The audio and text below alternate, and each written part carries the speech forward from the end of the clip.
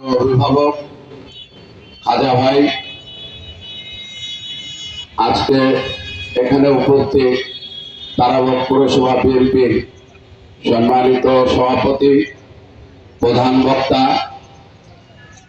ওসমান ভাই, উপস্থিত তারাবক পৌরসভা বিএনপির সিনিয়র নেতৃবৃন্দ, উপস্থিত বাংলাদেশ জাতীয়তাবাদী দলের বিভিন্ন অঙ্গ সংগঠনের নেতৃবৃন্দ, আসসালামু আলাইকুম।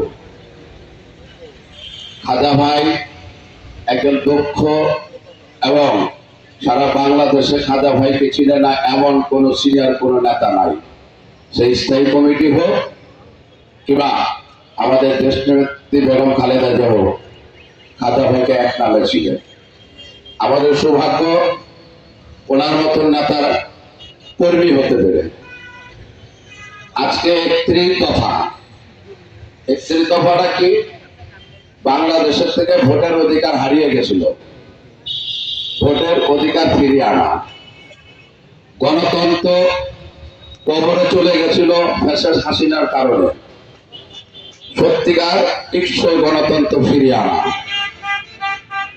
বৈষম্য দূর করা। তো 31 দফা আমাদের মতন ছোটখাটো নেতারা মুখস্থ রাখা এবং শ্রমিক দলের মুখস্থ রাখাটা অনেক কঠিন। আর যদি বলতে যাই তাহলে আরো একদিন লাগবে।